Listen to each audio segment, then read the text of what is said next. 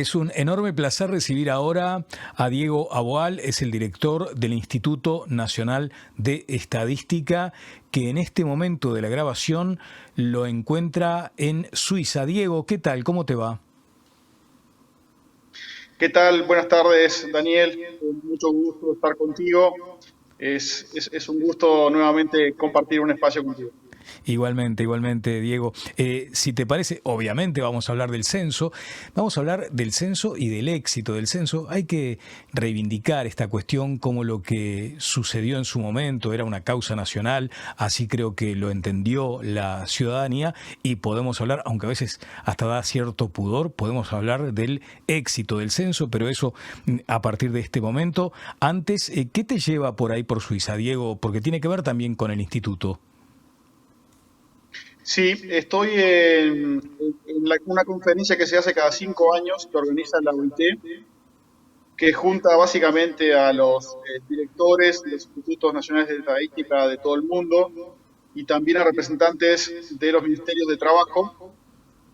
Y acá lo que se hace es básicamente establecer las normas, los estándares que luego se aplican a las estadísticas del mercado laboral. Entonces, las decisiones que se toman acá luego son las que terminan impactando en las estadísticas de los distintos países. Allí básicamente se marcan las prioridades y las formas de computar los diversos indicadores que van a marcar seguramente los próximos 5 o 10 años. Bien, si me Y es permitís. uh-huh. Además se está cumpliendo los 100 años de esta conferencia. Así que es un momento muy especial. Esta conferencia tiene casi la misma edad que la OIT, que es del año 1919. Así que bueno, es una conferencia realmente muy importante porque esto va definitivamente a permear a los institutos y la forma en que, digamos, computamos las estadísticas y qué prioridades se otorgan se deciden básicamente en esta conferencia, ¿no? Notable, Diego. Voy a atar, si se quiere, los dos temas porque habla primero de la importancia que tienen los institutos de estadística a nivel mundial, pero en particular el de Uruguay se ha caracterizado durante muchos años por ser muy fiable. O sea, lo que dice el INE efectivamente es lo que sucede. Y allí creo que también nos vamos acercando a otros comentarios que te he escuchado, como la reivindicación absoluta de quienes trabajan en el Instituto de Estadística sistemáticamente y que además cumplieron una tarea extraordinaria durante el censo. Pero es bueno hablar también de lo que representa el INE a nivel internacional. O sea, hay un prestigio acumulado del Instituto de Estadística de Uruguay. Sí, sin dudas. El instituto, digamos, en algunos puntos o en algunas líneas de trabajo es referente en América Latina. Volviendo al tema del censo, nosotros tuvimos una tasa, por ejemplo, récord de respuesta web y ha sido, diría, uno de los pocos censos en América Latina que ha tenido unas condiciones que han sido muy buenas para la realización de un censo. Esto hace que muchos países estén mirando la experiencia uruguaya y también marcamos tendencia en algunos otros temas, por ejemplo, la utilización de registros administrativos para la producción de estadísticas. Por ejemplo, nosotros tenemos estadísticas que publicamos todos los meses del mercado laboral formal, es decir, cuántos ocupados están en el sector formal, en qué sectores, qué remuneración promedio tienen, en base a datos, por ejemplo, del Banco de Previsión Social. No muchos países producen estadísticas basadas en registros administrativos. Y el INE en ese punto está, digamos, como líder en América Latina y por eso es un lugar de ejemplo y de hecho estamos dando asistencia a algunos países. Bien, hay que decir que en lo previo todo era expectativa, sabíamos que nos estábamos enfrentando a una gran empresa. Yo lo decía al comienzo cuando anunciaba tu presencia aquí en el programa, que se trata de la mayor operación de un país en tiempos de paz. Es un operativo logístico de altísima complejidad. El otro día tuve oportunidad además de conocer algunos detalles y uno no imagina todos los resortes que tienen que estar muy bien aceitados y que son una enorme cantidad y donde cada uno vale. Allí fue determinante, como decíamos, el capital humano que tiene tiene el instituto, pero además otros componentes. ¿Cuáles, desde tu punto de vista, fueron claves para llegar a este éxito? Bueno, lo primero, reafirmar lo que acabas de decir. Los censos son los operativos logísticos, de despliegue logístico en territorio, usualmente los más grandes que tenemos en situaciones de paz. Pues, digamos, usualmente ninguna institución del Estado tiene, digamos, la capacidad de llegar en unas pocas semanas o en algunos meses a todos los hogares de un país. Y esa es la tarea que se les encomienda a los institutos nacionales de estadística cuando tienen que hacer un censo. Por tanto, esto ha sido realmente enorme. Como dije, por una parte, nosotros hicimos un censo web que tuvo una respuesta masiva de la ciudadanía uruguaya. Alcanzamos en el orden de un 55% de los hogares que respondieron de forma digital. Esta es una tasa que es récord en América Latina. El único país que se aproxima es Argentina con un 50%, y luego el resto de los países está por debajo de un 15% en respuesta digital en América Latina. Esto, por supuesto, requirió mucho trabajo, mucho apoyo. Tuvimos equipos de ingenieros de sistemas trabajando durante varios meses preparando los sistemas para que esto funcionara y funcionara de una forma intuitiva, digamos, y que tuviera una buena usabilidad el formulario web, y que además el sistema no se cayera, que Claro. no era algo obvio. Claro, sabes que ahora mientras estabas hablando me preguntaba cuán fuerte estuvo el sistema, porque imagino que debieron existir ataques. Y ahí había un tema complejo porque es información de altísima sensibilidad. Digamos que allí se reúne la mayor cantidad de información, el principal banco de datos con el que cuenta un país. ¿Hubo ataques informáticos? A ver, nosotros de forma previa hicimos lo que se llama el hackeo ético, un proceso de hackeo ético donde los sistemas son probados para resistir posibles ataques o intentos de vulnerar los sistemas. No solo eso, sino que también se hicieron testeos para resistir una carga muy alta de concurrencia de los usuarios. Nosotros estábamos preparados para recibir unas 50.000 respuestas por hora, y lo máximo que tuvimos fue en el orden de las 10.000, 11.000 en una hora. Por tanto, los sistemas podían resistir hasta 5 veces más la demanda que tuvimos. En ningún momento tuvimos los sistemas vulnerados, por tanto los firewalls que protegían el sistema fueron efectivos para eso. También tengo que decir que nosotros tomamos algunas precauciones. Por ejemplo, el formulario y la página web del censo no eran accesibles hacia afuera del Uruguay. Eso limitaba la capacidad de ataques. Pero, digamos, si tuvimos esta respuesta donde los sistemas pudieron resistir sin caerse, que, digamos, no fue el caso en otros países. Por ejemplo, en Argentina llegaron a caerse por cierto tiempo los sistemas, en Ecuador también. Esto fue por el trabajo muy fuerte de los técnicos, y en particular hay que recordar que en esto Antel colaboró con nosotros, y una empresa que es una subsidiaria de Antel, HG, lideró este proceso. De hecho, la gerenta general de HG estuvo liderando el proyecto INE y el proyecto Censo. Esto muestra también la prioridad que el Estado uruguayo y que el gobierno uruguayo le dio al proyecto, ¿no? Sí. Que creo que es uno de los elementos a destacar, Daniel, cuando me preguntabas de alguna de las claves de los éxitos de los censos. Claro, allí por ejemplo se ha destacado eso, que hubo recursos, porque todo esto insume dinero, hay que contar con ese flujo, no es que se pueda interrumpir en la mitad de la tarea, y en ese sentido, ¿cuánta fue la inversión del Estado uruguayo para la realización del censo? Bueno, sí, esa es una de las precondiciones fundamentales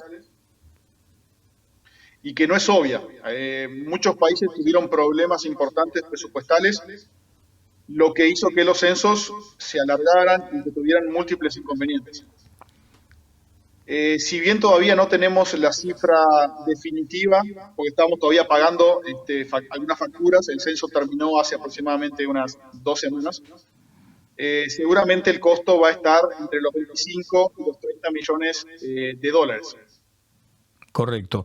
Por Bueno, tanto, el gobierno dio un apoyo masivo, digamos, en términos presupuestales, ujú, pero también en la movilización de otros recursos que eran importantes, ¿no? Y acá quiero sí, destacar que incluso esto trasciende al gobierno nacional. Las intendencias de todos los colores estuvieron apoyando con recursos también materiales, con vehículos, con otros recursos al censo. Por tanto, el censo, realmente quiero destacar otro elemento que es importante, que es que el censo en Uruguay fue una política de Estado. En otros países los censos también tienen dificultades porque se politiza esta actividad, ¿no? Como hemos visto, el censo es algo muy visible y se presta para que a veces, bueno, las cosas se partidicen y por tanto eso genera dificultades importantes en los censos. En Uruguay, por suerte, esa situación no la vivimos. sí, desde la propia presentación con la presencia del presidente de la oposición, en este caso Fernando Pereira, después gobernantes departamentales, el caso de los intendentes que respaldaron en forma unánime, en bloque, la realización de esto que, como bien describí, se transformó en una política de Estado. Y ahora vienen, en todo caso, sabemos que tenemos alguna dificultad de comunicación y por eso te vamos a pedir que nos visites pronto aquí, Diego, en el estudio para ahondar en estos detalles, pero no podemos despedirnos sin conocer algunos datos. Uno en particular, casi anecdótico si se quiere, pero el otro día cuando nos reuníamos me decías las vueltas al mundo que dieron los censistas en territorio, o sea, recorriendo localidades de todo el país. No recuerdo cuántas vueltas al mundo dieron en términos comparativos, ¿no? Pero era algo así como 8 o 9, ¿no? En realidad dimos en el orden de 9 vueltas a la Tierra solo en las zonas rurales. Tremendo.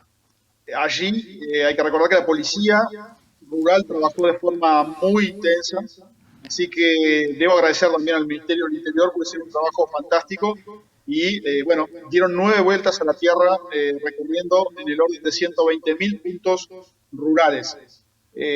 Todavía no tenemos contabilizado las distancias recorridas en zonas urbanas, pero es posible que para la presentación de los resultados podamos tenerlo. Allí lo que hay que recordar es que nosotros recorrimos más de 1.700.000 direcciones en más de 650 localidades en todo el país. Esto pone en perspectiva la dimensión del censo y, por tanto, el trabajo que tuvo asociado a esto, ¿no? Sí, bueno, fue impresionante. Y como lo describías acá, cuando se habla de política de Estado o una política pública, es porque participaron prácticamente todos los ministerios, todos los gobiernos departamentales, cada uno de los niveles de gobiernos departamentales también. Recuerdo la participación activa de los alcaldes. Así que desde ese punto de vista solo queda agradecerle a la gente que además hizo posible este éxito. En principio, algo que ya se conoce, pero lo vamos a tener en detalle. ¿Cuándo se van a conocer los números del censo? ¿Cuál es el dato más relevante que va a aparecer allí? Porque además tenía como algunas particularidades, hubo preguntas, si se quiere, novedosas que nunca antes se habían realizado en el país. ¿Cuándo se va a conocer ese conjunto de información, Diego? Bueno, está previsto que el día 27 de noviembre, es decir, en aproximadamente un mes y medio, tengamos resultados preliminares del censo. Allí está previsto que, bueno, tengamos una cifra de cuántos somos los uruguayos, que seguramente es uno de los datos que más se espera por parte de la ciudadanía. Posible que demos información también preliminar a nivel de departamentos, es algo que estamos decidiendo en estas semanas, y alguna otra información descriptiva a nivel nacional. Bien. Son resultados preliminares, son resultados agregados, pero que creo que van a ir en la dirección de resolver algunas de las preguntas más habituales que se hacen cuando uno hace un censo. Claro. Hay que decir que ahora estamos en una fase como de, no sé cómo se denomina ese muestreo post-censo, por lo tanto, si alguien recibe la presencia o el llamado de algún integrante del Instituto de Estadística, forma parte también de un proceso que estará terminando antes de esa fecha de noviembre. Y tú hablabas del perdón, no lo mencionaste, lo menciono yo. Hay como la sensación de que vamos a ser menos de 3,5 millones, cuando era como un número mágico, una aspiración. Y decimos, bueno, Uruguay no crece, qué lástima que tenemos esa baja tasa de natalidad, como que nos estamos quedando poquitos aquí adentro. ¿Es una tendencia bien local, bien manifestada en Uruguay, o puede hablarse de algo regional? Sí, aprovecho a que mencionaste que estamos en campo en este momento, Daniel. Estamos con la encuesta de evaluación censal. Es una encuesta que va a ir aproximadamente a unos 10.000 hogares, con el objetivo de, bueno, hacer algunas preguntas básicas y evaluar la calidad del censo. Eso es importante destacar, es una buena práctica de los institutos nacionales de estadística. No todos los institutos de estadística en América Latina lo están haciendo, pero el INE sí lo está haciendo y es una buena práctica para evaluar, por ejemplo, cuál es la tasa de omisión que siempre existe en los censos, ¿no? Hay un pequeño porcentaje de personas que no fueron censadas. Bueno, esta encuesta arroja esa tasa y es un elemento de transparencia importante que los institutos nacionales de estadística tienen que aportar a la ciudadanía. Yendo a los 3,5 millones, digamos, o a la probabilidad de que no lo alcancemos, lo que estamos observando en todos los países de América Latina que han realizado censos es que la población ha estado por debajo de las proyecciones que se habían hecho en el censo anterior. Esto implica que estamos mucho más avanzados en la transición demográfica que lo que esperábamos hace 10 o 12 años. En Uruguay seguramente va a pasar lo mismo.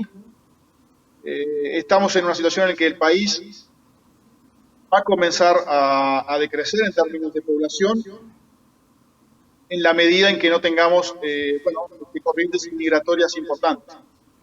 Esto va a generar desafíos muy importantes para el país en los próximos 10, 20, 30 años y en múltiples dimensiones, ¿no? Por supuesto en la seguridad social, pero también elementos que tienen que ver con la salud, o sea que vamos a tener una población más envejecida, vamos a tener menos personas jóvenes para sostener un sistema de bienestar. Esto implica que vamos a tener que tener políticas de incremento de la productividad, por ejemplo, de las personas, y esto se asocia también a políticas educativas que van a tener que abordar el desafío de tener personas que van a tener que ser más productivas de lo que son hoy, y eso implica más nivel educativo en promedio de la población, ¿no? Entonces, yo creo que las cifras que vamos a estar conociendo de aquí a un mes y medio va a generar hacia adelante un debate importante en términos de qué políticas necesita el país, dada la nueva realidad demográfica, donde el país ya está con tasas de natalidad que están por debajo de las tasas de reemplazo, es decir, nacen menos de niños de los necesarios para reemplazar a aquellos que fallecen. Exactamente. Bueno, Diego, quiero aprovechar primero para agradecerte porque has logrado lidiar con el eco de tu propia voz, escuchándote todo el tiempo y lo has resuelto de manera fantástica, así que desde ese punto de vista facilitaste mucho este contacto internacional. Lo segundo, felicitar, saludar al equipo del INE y a todos quienes participaron, porque fue una tarea bien con ese espíritu nacional que reivindicabas hoy más temprano. Me tocó asistir con cierta cercanía y vi la enorme complejidad y también el enorme compromiso, sobre todo de los trabajadores de todas las horas del INE, y felicitarlos en consecuencia, felicitarlos porque han hecho un enorme trabajo. Ya vamos a estar con los resultados finales y allí seguramente tendremos mucho para comentar. Qué interesante este último punto, ¿no? ¿Cuánto deja el censo para el debate posterior, el debate necesario? Hablar de futuro, pero con datos bien precisos. Decíamos siempre, el censo es una foto de alta definición. Son esos números, esos datos que permiten luego tomar políticas públicas acertadas. Y me parece que en ese sentido vamos en el buen camino. Muchas gracias, Diego. Un abrazo desde acá.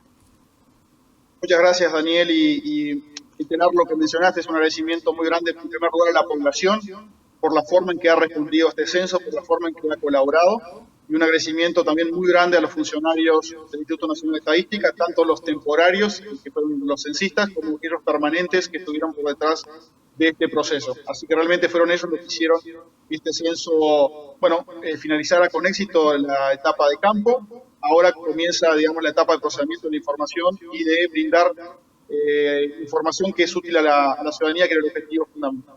Te agradezco nuevamente el espacio, nos estuviste acompañando durante este proceso censal, así que agradecido también por tu participación.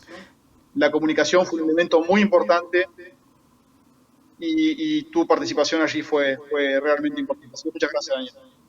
Bien, muchas gracias y te esperamos al retorno. Un buen regreso, Diego. Un abrazo grande desde acá. Gracias, un abrazo, que pasen bien. Hasta luego.